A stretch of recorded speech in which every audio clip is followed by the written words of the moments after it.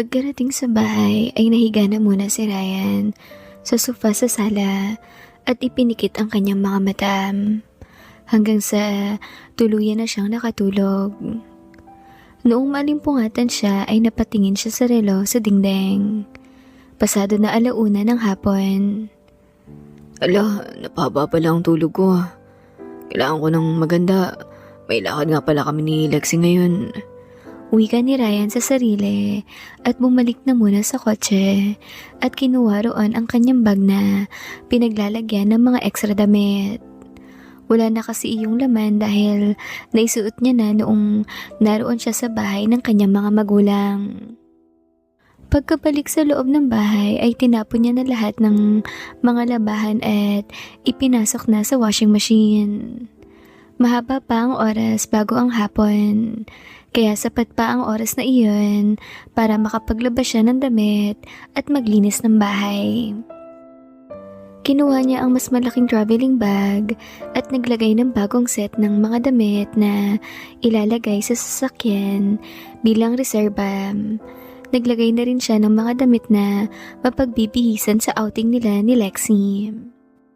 Wala siyang balak magdala ng sasakyan para mas panatag siya sa biyahe. Pasado 4:00 ay halos tapos na si Ryan sa paglilinis niya ng buong bahay. Naisampay niya na rin ang mga nilaban niyang damit. Nang marinig niyang tumunog ang kanyang cellphone, may nag-message. Nilapitan niya iyon at tiningnan kung sino. Si Manager Lexi. Hi Ryan, so paano ang plano natin mamaya?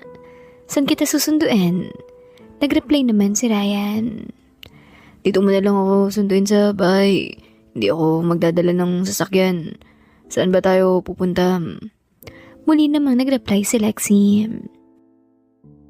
Sa Zambales, mas gusto ko roon dahil maliban sa maganda ang beach, bihira rin na may magpunta roon na mga kakilala ko o kakilala natin pareho. Baka kasi may mga personal outing ang mga agent dito sa showroom, tapos makita pa tayo kung sa Batangas tayo pupunta. Okay, sige. Hintayin na lang kita rito. Alright. Huling reply ng dalagang si Manager Lexi. Muling pinasadahan ni Ryan ang mga kwarto. Maayos na ang lahat. Nakapaglinis na siya. Napalitan niya na rin ng sapin ang kama, punda, at mga kortina.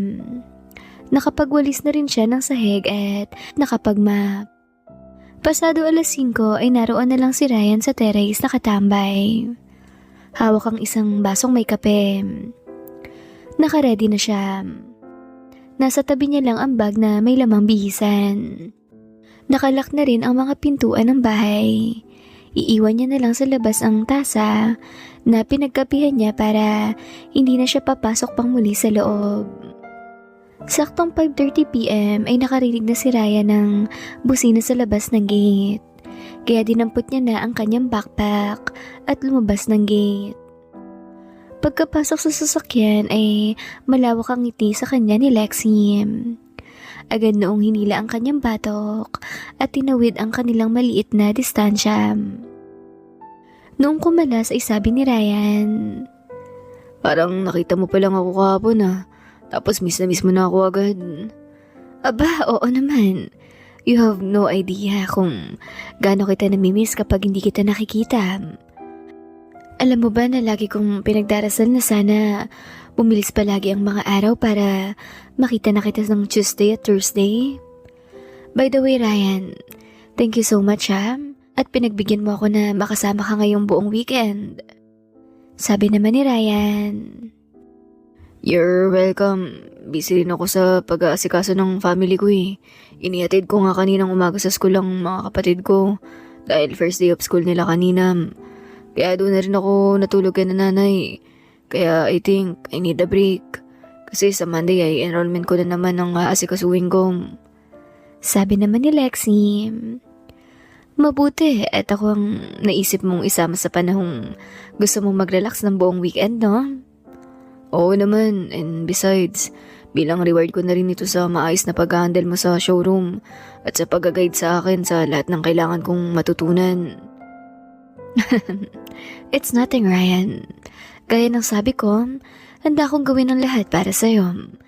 Kahit pang mag-stop sa pagtatrabaho para full-time ako nang mag-asikaso sa'yo ng 24/7. Naks naman, ang sweet ah. Paspasan na talagang panunuyo mo sa akin ngayon ah. Aba, oo naman. Nakikita kong unti-unti nang natutupad ang mga pangarap mo. Baka makalimutan mo ako. Kaya kailangan kong iparamdam palagi sa'yo kung gaano ka kahalaga sa akin at kung ano-ano ang handa kong isacrifice para lang sa'yo. Salamat, Lexia. Na-appreciate ko lahat ng mga good gestures mo sa akin. Pero gaya ng sinasabi ko na rin noon pa, thankful ako sa'yo pero wala pa rin akong mabibigay na promises. Ayokong makasakit ng damdamin ng tao kung sakaling hindi ko matutupad ang pangako na yun. Alam mo, Ryan, hindi ko na tuloy alam ngayon kung ano ang mas masakit.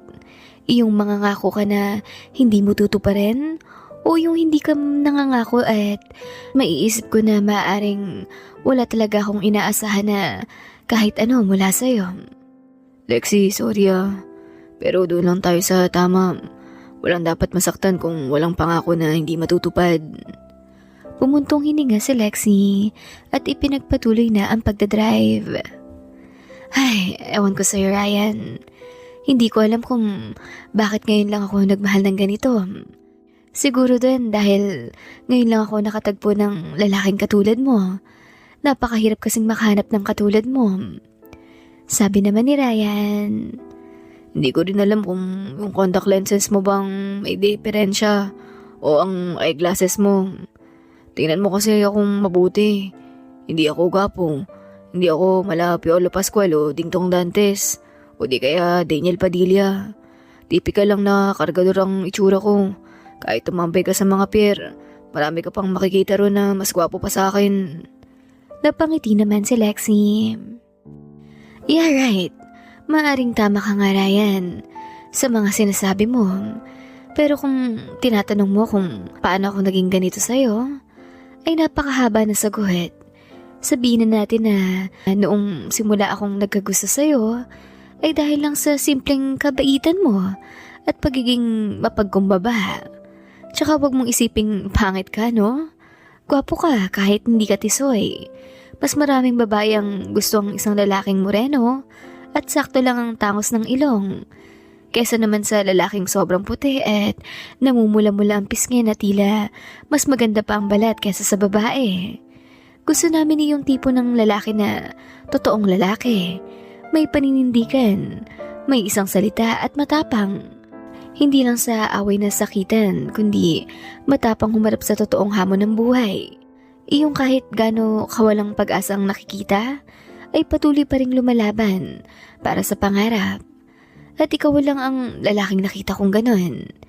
Yun yung first part na pagkakagusto ko sa'yo. Basic needs ng babae sa isang lalaki. Tapos noong maglao na may nangyayari na sa atin at nakakasama kita ng matagal sa iba't ibang lugar ay doon naman na-develop ang second part. Nakita ko ang totoong ikaw. Gising o tulog, masaya o malungkot, walang tapon sa'yo.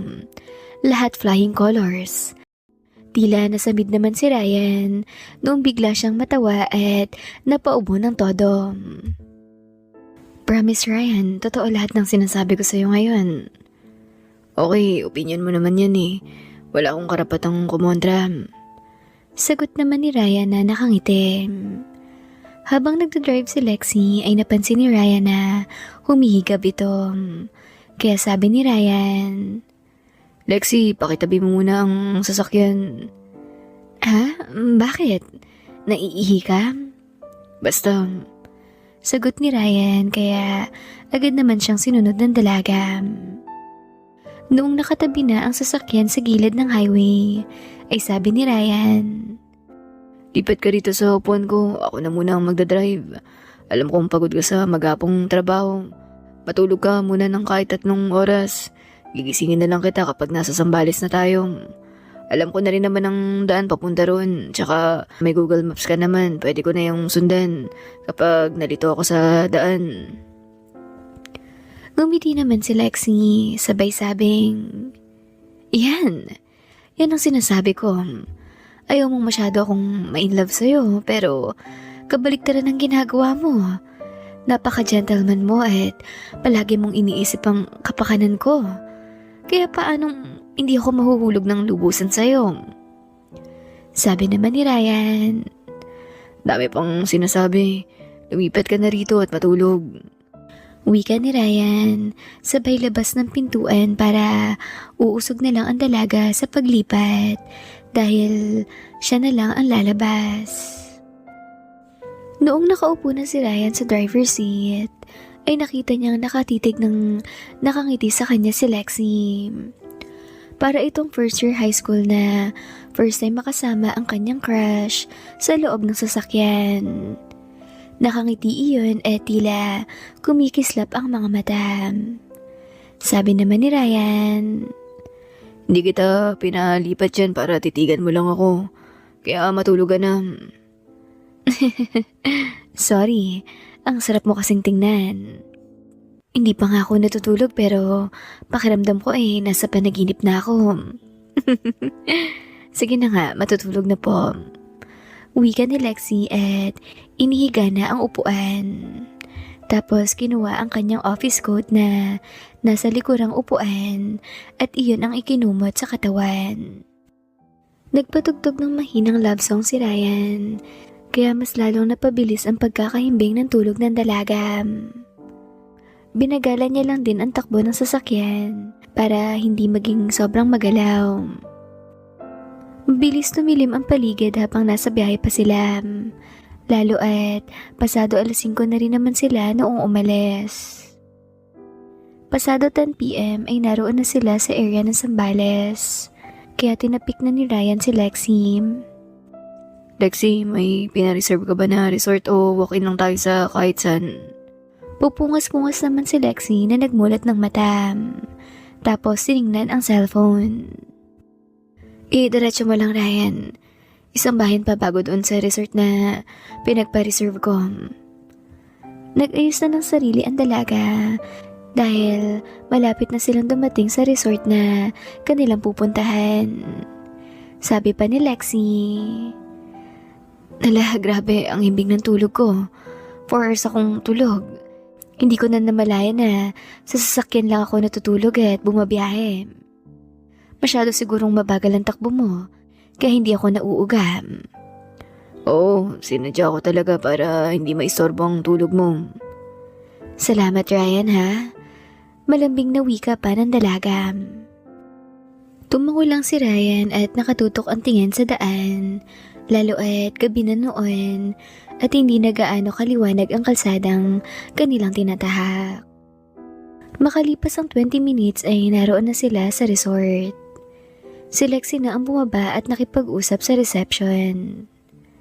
Ilang saglit pa ay bumalik na iyon sa sasakyan at sinabing sundan lang ni Ryan ang guide noong isang resort attendant na sumasanya sa unahan.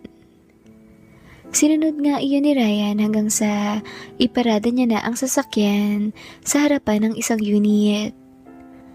Pagkababa ay pareho na silang pumasok sa loob ng unit. Studio type lang iyon, pero fully furnished at naka-centralized aircon. Agad humiga si Ryan at ipinikit ang mga mata. Tired? Tanong pa ni Lexi. Oo Pasensya na. Ipipikit ko lang saglit ang mata kong... Ano ka ba? Bakit ka humihingi ng pasensya? Ang haba ng oras na nagmaneho ka, kaya normal lang na mapagod ka talaga. Hayaan mo, sinabi kong i-deliver na agad ang food natin. 10 to 20 minutes daw. Anong in-order mo? Tanong ni Ryan. Sinabawang tuna lang, tsaka 4 na stick na barbecue. At syempre, isang platter na kanin. Iyong pang family size. Okay na yun. Sagot ni Ryan. Ilang saglit pa ay narinig na nila na may nag-doorbell. Relax ka lang dyan, Ryan. Ako nang bahalang mag-set up. Wika pa ni Lexi. Kaya hindi na lang din muna bumangon si Ryan. Ilang saglit pa ay naamoy na ni Ryan ang amoy ng mabangong ulam na sinabawang tuna. Agad na siyang napabangon. Halika na, Ray. Upo ka na dito. Tamang-tama habang mainit pang sabaw. Maging ako man ay nilalamig dahil sa aircon habang tulog ako.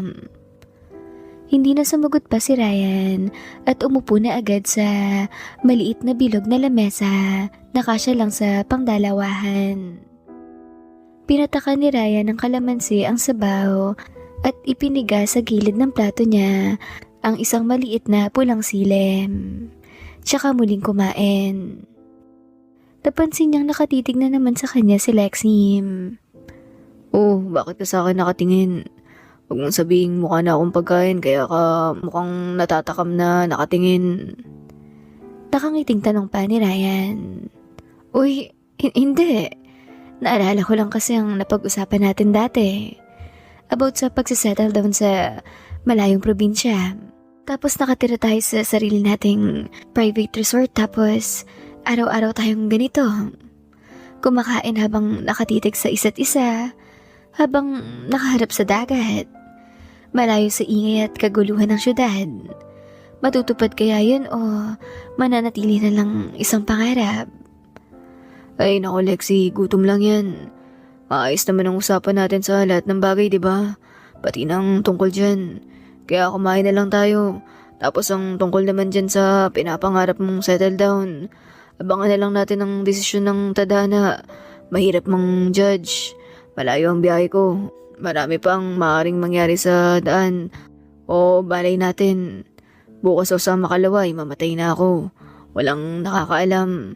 Hindi natin hawak ang buhay. Kaya kung ano ang tinatanong mo dyan sa pangarap mo, ang masasabi ko lang, enjoy na muna natin ang bawat oras na kasama natin ang mga taong mahalaga at mahal natin. Dahil isa na iyong malaking biyaya na maituturing. Dahil sa panahon ngayon na halos lahat ng tao ay paghahanap ng pera ang inaasikaso. Kadalasan ay hirap na magbigay ng oras at atensyon sa mga taong mahalaga sa kanila. Tapos marirealize na lang ang pagkukulang kapag wala na sa harapan nilang taong yun. Kaya yun ang ginagawa ko. Kapag kasama ko ang pamilya ko, nasa kanilang full attention ko. At kapag ikaw naman ang kasama ko, I'll make sure na wala kang kaagaw sa oras at atensyon ko. Kahit pa ang pamilya ko. Dahil para sa'yo ang oras na to. Nakita mo ba akong umawak ng cellphone kapag magkasama tayo? 'Di ba hindi? Kasi ayokong isipin mo na kasama mo nga ako tapos wala naman ang puso at isipan ko sa'yo. Tila nalusaw naman ang puso ni Lexi sa mga narinig na sinabi ni Ryan. Oo nga, tama ka Ryan. Isa yun sa gusto ko sa'yo eh. Kasi kapag magkasama tayo, wala ka talagang ibang inaasikaso kundi ako lang. At totoo rin ang sinasabi mo na kahit minsan ay hindi kita nakita na nagpipindot o nagche-check ng cellphone mo. Kaya maraming salamat ha. Oo, walang anuman yun. And besides, deserve mo ang attention na yun dahil sagot mo naman palagi lahat ng expenses sa mga lakad natin. Sabi naman ng dalaga na nakangiti. Ala, sagot ko pa rin lahat. Mas malaki na nga ang kinikita mo kaysa sa akin. Aba, oo naman. Ikaw ang nag-invite eh. Pero if you insist, willing naman akong makihati sa magiging gastos natin. Joke lang Ryan.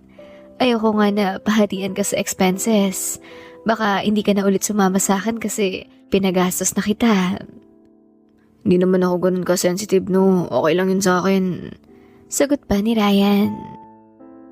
Kumain ka na mabuti Ryan. Maniningil na lang ako sa ibang paraan mamaya. Wika pa ng dalaga na may kakaibang ngiti. Okay, sabi mo eh. Willing din naman akong magbayad sa kahit anong paraan na gusto mo. Sagot pa ni Ryan. Tapos muli na silang nag-focus sa pagkain. Matapos makakain ay itinawag na ni Lexi ang mga pinagkainan nila na ipapick up na. Tapos nagpadala ng yelo. Noong dumating ang pumick up ng mga pinagkainan, ay may dala na iyong bucket na yelo. Sabi ni Ryan. Para sa ng yelo, may malamig naman na tubig tayo sa mini ref ah. Para sa dala kong alak. Hard yun, kaya kailangan ng yelo. Lumabas ng unit si Lexi at nagtungo sa sasakyan. Pagkabalik ay may dala ng isang bote ng mamahaling alak na gin, tapos may isang 1.5 liters na Sprite, tapos 2 wine glass. Sabi pa ni Ryan. Mukhang may bala kang pang maglasing ah. Paano ka makakalaban mamaya niyan kung maglalasing ka pala? E di ikaw na munang bahala sa akin mamaya. Gusto ko lang lunurin ang sistema ko ng alak. Yung makakatulog ako sa kalasingan. Total, hanggang Sunday pa naman tayo rito. Pwede akong matulog maghapon bukas. Tapos hapon na tayo maligo sa dagat. Okay, sabi mo eh. Gusto ko rin yung plano mo. Gusto kong malasing. Sagot ni Ryan. Kaya naman, agad na silang nagsimulang mag-inuman. Noong lumalim na ang kwentuhan ay sabi ni Lexi, Ryan, I think we need to train our agent para maging manager. Bakit kailangan natin ng bagong manager? 2 reasons. First, diba, may balak kang magtayo ng second branch ng car dealership. Kakailanganin mo syempre roon ng bagong manager na mapagkakatiwalaan mo. Hindi yung bigla ka nalang mag-hire ng new manager na mataas ang pinag-aralan pero wala kang ideya sa background. Minsan, iba ang background na makikita sa record kaysa totoong ugali ng tao.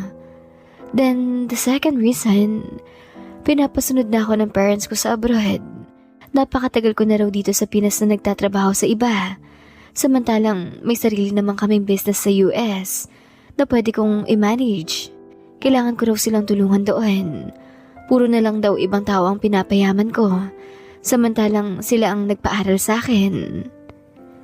Nalungkot naman si Ryan sa narinig. Tsaka sinabing, Paano yan?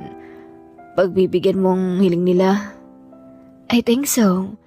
Depende rin kung may pipigil sa akin na umalis at bibigyan ako ng assurance na may aasahan akong pagmamahal na matatanggap ko dito sa Pilipinas. Tumingin sa malayo si Ryan at tuminga ng malalim. Muling nagsalita si Lexi. So, sino ang gusto mong ipatrain bilang manager sa mga agents natin? Si Micaela at Sarah. Sagot ni Ryan. Ayaw mo nang mag-train ng mga lalaki? Di naman sa ayaw. Kaso wala sa tatlong seryoso sa buhay. Puro lang pambababae at gimmick ang alam. Samantalang si Micaela, single mom at dedicated sa kanyang trabaho. Si Sarah naman, single, walang boyfriend. Pero breadwinner sa pamilya.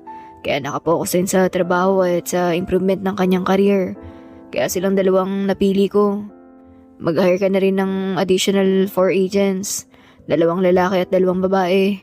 Para sapat ang training nila sa showroom bago ko sila dalhin sa bagong showroom na itatayo natin.